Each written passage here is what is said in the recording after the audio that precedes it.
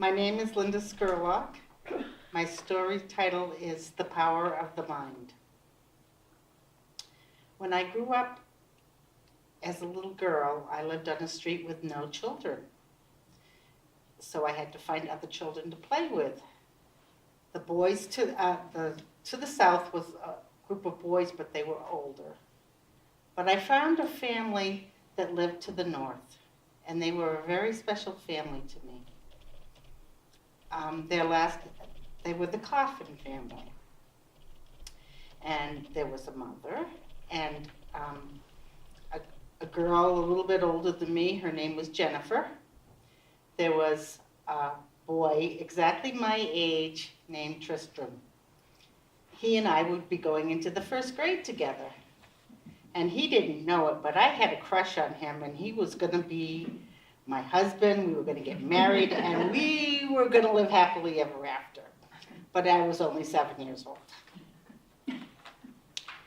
So this family and I did all kinds of things together. My mother was busy with a 1-year-old and a 3-year-old at home. So she was just as glad that I was out of the house and busy with my own life. So I was always playing with this family, and sometimes we had picnics and played games, and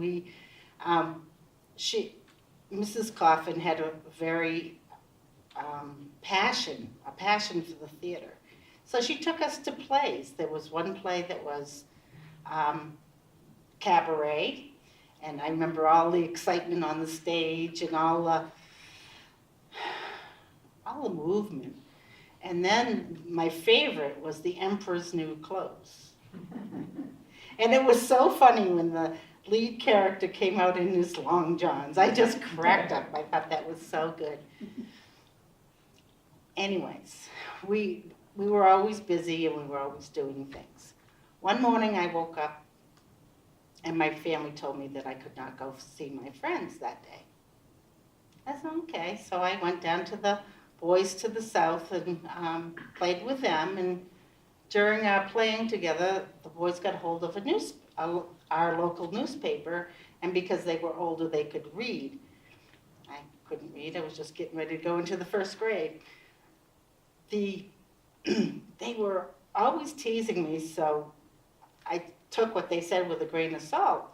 But they were saying that the police were investigating a story of a murder and suicide at Charter Street.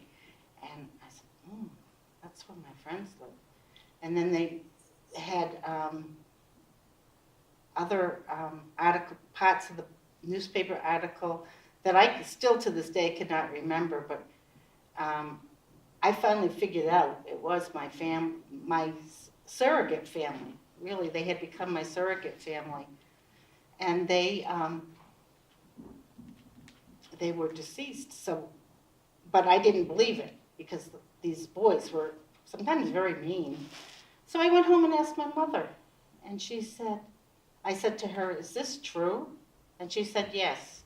But she was so busy with the children, my other two siblings, that she couldn't say anything. And this was back early '60s, so people didn't talk about things back then. People were very quiet about these kind of things.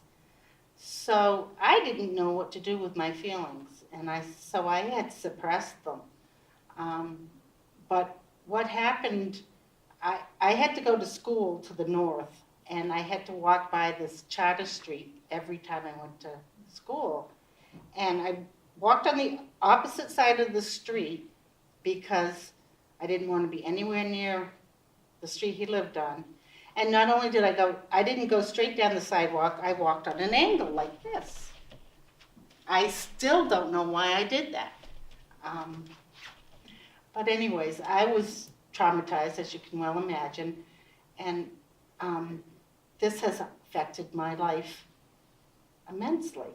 So I suppressed it so deeply that all I knew was I hated guns. Over the years, have put the story together by talking to people, reading newspaper articles, and trying to make sense of it all. And the thing that I found out was that the husband had found out the wife was cheating on him. He was a longshore fisherman, so he was out like a week at a time. Came back and confronted her. And I guess they got into an argument. And so he left, and she put the kids to bed. Once the children were sound asleep, she pulled out a pistol and shot both of them, and then herself. And it's amazing how this shaped my life so bad. I'm in people in crisis. I'm very interested in what goes on in the mind. I took psychology, got my bachelor's degree just a couple of years ago. And my relationships, it's always that fear that people are going to leave me. And to give you an example, when I was in high school, I was known as the goody two-shoes, and I finally figured out where that all came from. Subconsciously, I thought that if I was not a good child, my mother might do that to me. Thank you.